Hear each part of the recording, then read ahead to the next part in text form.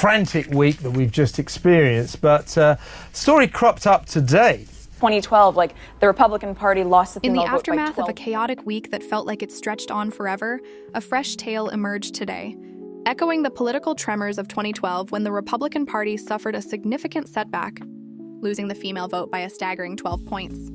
Picture Las Vegas, that dazzling oasis of neon lights and hidden secrets, where commitments are forged quicker than cocktails are mixed and just as swiftly forgotten. Yet beneath the city's glittering facade, a long simmering secret has lain dormant for years. A narrative that Meghan Markle, the former Duchess of Sussex, would undoubtedly prefer to obliterate from history.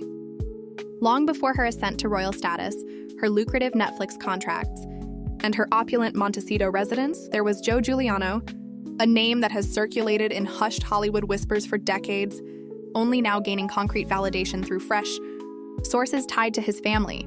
These insiders reveal that the reality of Meghan's initial romantic entanglement could be the most volatile segment of her meticulously curated biography.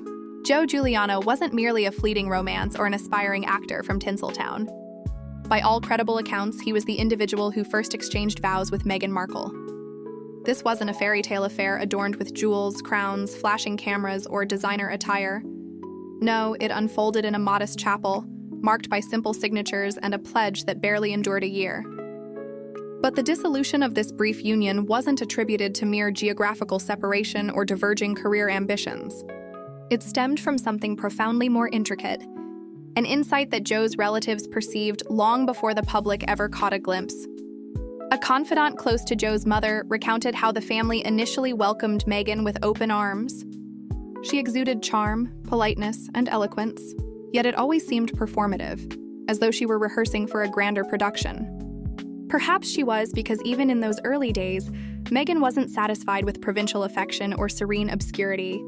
Acquaintances from that period portray her as someone who approached existence like a screenplay, perpetually strategizing the subsequent act, the upcoming character, the next breakthrough. She could captivate a gathering in an instant, but earning genuine trust proved a different challenge altogether. The Giulianos, rooted in traditional, discreet, old-school Italian-American principles, prized fidelity above all else. Family superseded celebrity, and reputation was inviolable. Joe, characterized as modest and compassionate, had been raised with these identical ideals. Consequently, when Meghan, with her radiant and driven persona, infiltrated their circle, they were initially bewildered. At first, they were utterly captivated. Meghan possessed an extraordinary allure, a charisma that drew people in like moths to a flame. However, subtle discrepancies soon began to disturb them. A former associate recalled attending a family gathering at the Giuliano's home, where Meghan was a guest. She appeared amiable, but an underlying calculation was palpable. Each response felt overly polished, every chuckle rehearsed, as if she were observing herself from afar, fine-tuning her act in the moment. This motif of rehearsal resurfaced repeatedly in conversations. Even Joe's father allegedly confided in a buddy. She's got Hollywood ambitions in her gaze, and that doesn't blend well with matrimonial vows. And he was spot on, because while Joe envisioned a stable existence, perhaps with children and a cozy home, Meghan was plotting her departure. In confidential exchanges, she reportedly expressed to pals her desire for grandeur, for an entirely novel persona. This wasn't limited to a superior career. It encompassed a complete reinvention. During that era, Meghan was already exploring modeling and acting opportunities, her aspirations fixed on Los Angeles. Joe, in contrast, symbolized a phase she wished to discard from her evolving storyline. Accounts suggest that as the marriage deteriorated, Meghan didn't simply depart. She systematically expunged all evidence. Photographs, correspondences, any remnant of their shared history vanished. She allegedly cautioned Joe to remain mute, with one insider claiming she warned, "If you speak out, you'll live to regret it." Those near Joe assert he honored her request, driven partly by trepidation, partly by sorrow. He refrained from public disclosures, never monetizing his tale, until now. Years later, Joe Giuliano's perspective is finally emerging, and it doesn't merely expose the marriage. It unveils the reasons his family permanently distanced themselves from Meghan. A close family acquaintance explained that the Giulianos penetrated Meghan's facade early on. They observed her altering her speech patterns with different individuals, adapting her inflection or even her personal history based on the audience. One instant, she embodied the unassuming Californian girl. The next, she was sculpting the foundation of a self-fashioned legend that would later shape her public image. Yet the ultimate fracture in their confidence arose from an incident Joe's mother still declines to discuss, a clash occurring mere weeks before Meghan vanished from their lives entirely. It reportedly commenced with financial matters, which seemed poised to complicate her relocation. Meghan had been vocal about relocating to Los Angeles for acting pursuits. Joe's parents, prudent yet encouraging, extended guidance, possibly even assistance. But when they inquired about funding for the move, lodging arrangements, or potential contacts, Meghan reacted sharply. She despised scrutiny, noted one relative. It wasn't mere irritation. It was icy and deliberate, as if she'd concluded they represented a hindrance rather than kin. Shortly after that tense dinner, she evaporated. No farewells, no contact details. Joe attempted calls, penned letters, even ventured to her former residence. Silence. It was as though she'd evaporated overnight. Then, weeks later, an envelope arrived, a legal decree formalizing the end. The marriage, though brief, was irrevocably terminated. And that appeared to be the conclusion, or so it should have been.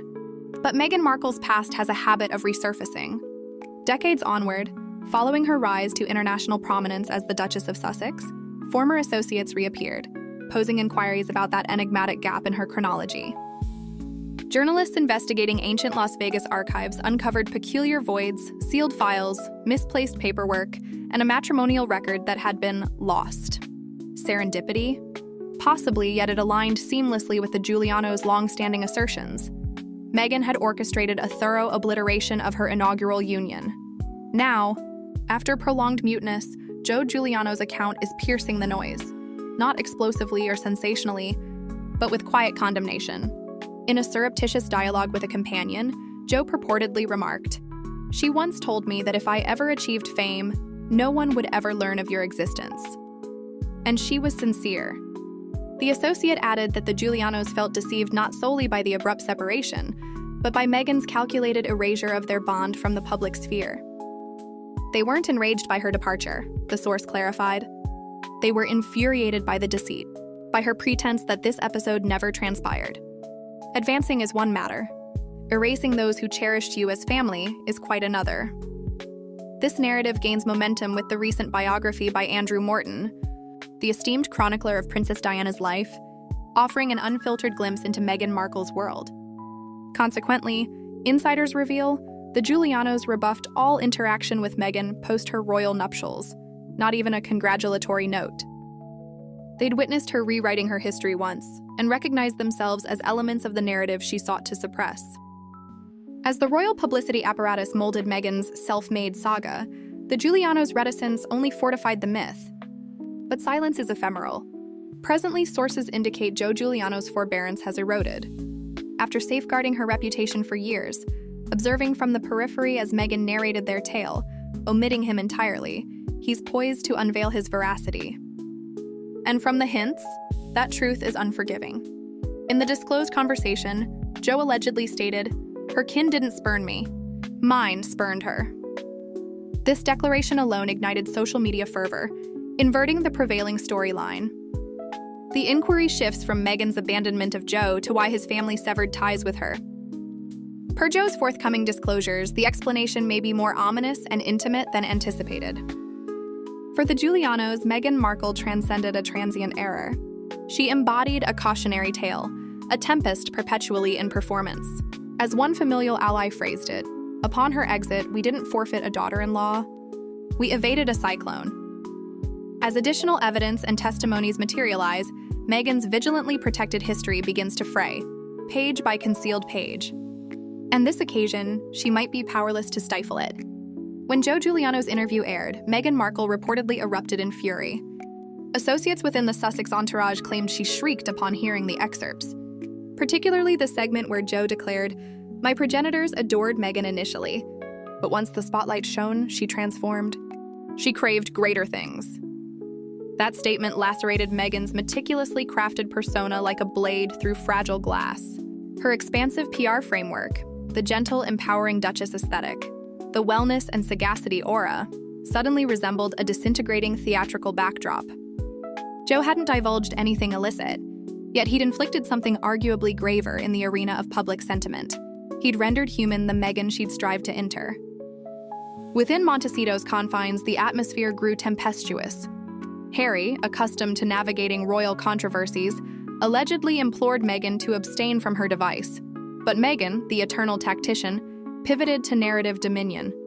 She directed her squad to compose compassionate missives underscoring the hardships of her pre-Harry liaisons.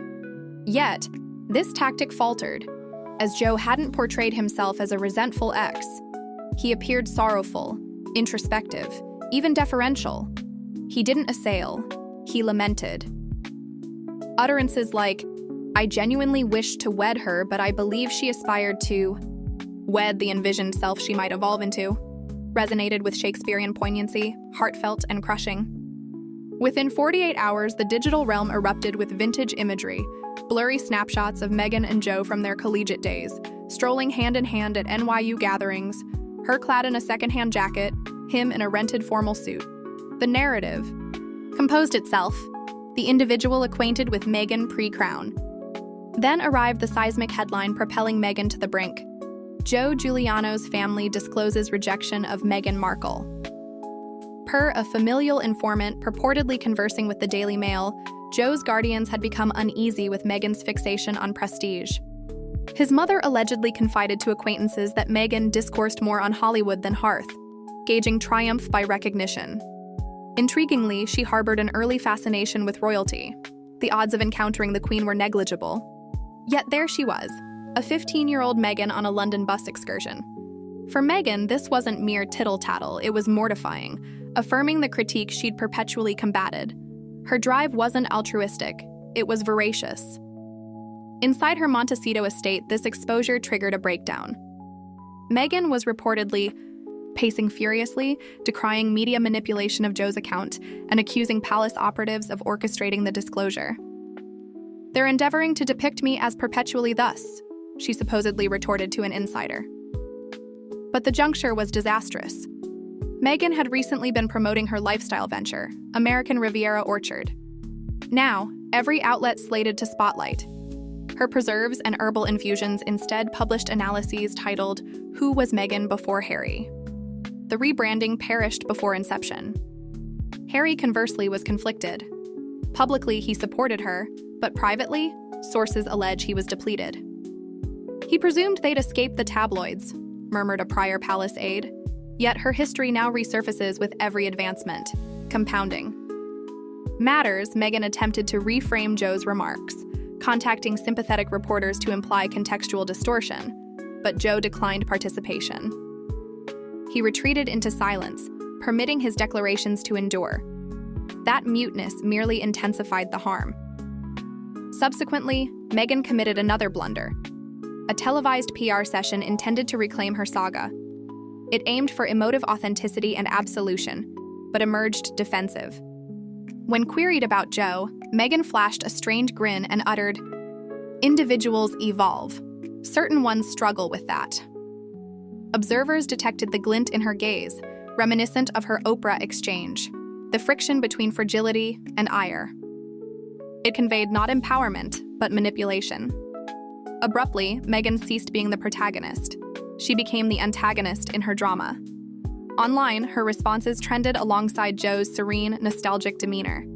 Forums brimmed with empathy, not for Meghan, but Joe. "She abandoned the man who adored her for stardom," penned one user.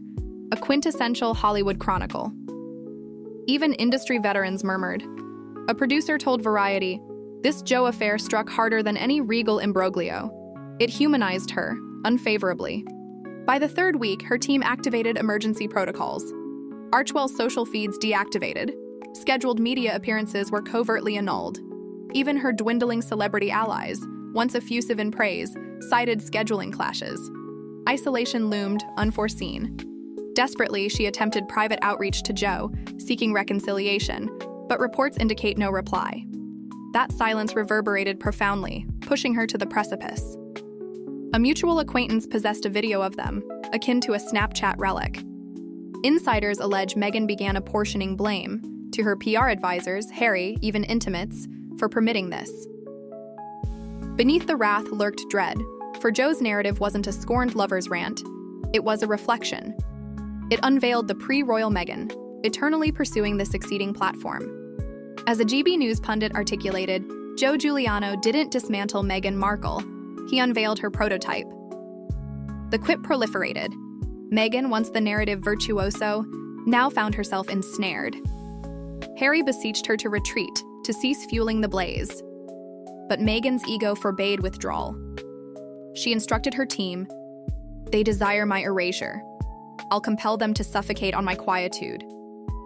Yet, quietude eluded her. Each utterance, each proclamation reignited the maelstrom, and thus Joe Giuliano's subdued, yearning tale metamorphosed into Meghan Markle's most resounding controversy since Megxit. As the turmoil subsided, Montecito resembled a bastion more than a domicile. Security escalated, personnel turnover surged, and discord between Harry and Meghan thickened palpably. An insider encapsulated it. Joe Giuliano didn't merely reopen ancient scars. He compelled Meghan to confront her former self, the one she abhors. And in New York, Joe reportedly confided to a friend, "I merely sought to articulate the truth. I hadn't anticipated its profound impact, but it shattered her facade, disrupted her schemes, and stranded her in undesired obscurity," the woman now universally discussed in hushed tones. For Meghan Markle, that hush constitutes the harshest retribution imaginable. To delve deeper into the Giulianos' perspective, imagine the family's traditional Italian-American roots, steeped in values of loyalty and discretion. Joe's mother, a cornerstone of the household, often reminisced about simpler times. Family dinners where stories were shared over homemade pasta, not scrutinized under spotlights. When Meghan entered, it was like introducing a whirlwind into their calm. At first, the charm was intoxicating. She complimented the cooking, engaged in light banter, and even learned a few Italian phrases. But as weeks turned to months, cracks appeared. Joe's father, a pragmatic man who worked in construction, noticed her restlessness. "She's always looking over her shoulder like she's waiting for the next big thing," he told his wife one evening, sipping espresso after dinner. The family gatherings, once joyful, became tense affairs where Meghan's polished responses felt scripted, her laughter a tad too enthusiastic. One particular incident stands out in family lore, though Joe's mother avoids recounting it publicly. It was during a holiday barbecue at their modest home in New Jersey. Meghan had been invited, and the air was filled with the scent of grilling sausages and laughter. But when conversation turned to future plans, Joe's steady job in finance versus Meghan's vague aspirations in entertainment, she grew evasive. When pressed gently by Joe's aunt about stability, Meghan's facade slipped. "I'm not here to settle down," she reportedly snapped, her voice cold. "I have bigger dreams." The room fell silent, and from that moment, the Giulianos saw her not as a potential family member, but as an outsider chasing illusions. Joe's sister, who was close to him, later confided that Meghan seemed to view relationships as stepping stones, not foundations. Joe himself, a kind-hearted soul with a passion for photography, had fallen hard. He saw in Meghan a spark, a vitality that mirrored his own quiet ambitions. But as the marriage crumbled, he grappled with betrayal. Friends recall him wandering the streets of New York, camera in hand, capturing mundane scenes that reminded him of their happier times. When the divorce papers arrived, it wasn't just legal, it was emotional erasure. Meghan's insistence on silence left him isolated, his story buried under her rising fame. Fast forward to the present, and Joe's decision to speak out feels like a catharsis. In interviews, he speaks softly, his voice tinged with regret. "I loved her, but she was always one foot out the door," he says, echoing the family's sentiments. The Morton biography amplifies this, drawing from anonymous sources who paint a picture of Meghan as ambitious to a fault, willing to rewrite history to fit her narrative. Insiders claim the book includes details of how Meghan's early modeling gigs in Las Vegas overlapped with her time with Joe, creating a timeline that contradicts her public accounts. Meghan's response, as described, was a masterclass in crisis management gone awry. In Montecito, the mansion's sprawling gardens became a stage for her pacing, her phone buzzing with alerts. Harry, supportive yet weary, tried to mediate. "This will pass," he'd say, but Meghan's fury was palpable. She lashed out at her team, demanding strategies to counter the narrative. Yet each attempt backfired. The televised interview, meant to humanize her, instead highlighted her defensiveness. Viewers at home dissected her every pause, her forced smiles, contrasting them with Joe's earnest vulnerability. Social media exploded, with memes and threads from Meghan's erasure to Joe's heartbreak. Celebrities weighed in subtly. Some defended Meghan, others questioned the timing. One actress tweeted, "Ambition is a double-edged sword," sparking debates. For Meghan, this wasn't just a scandal. It was a reckoning with her past self. The girl who left a loving family for fame, only to find the past refusing to stay buried. As the weeks progressed, the fallout deepened. Her brand suffered, with endorsements pulling back. Harry, once her rock, began questioning their path. Is this W?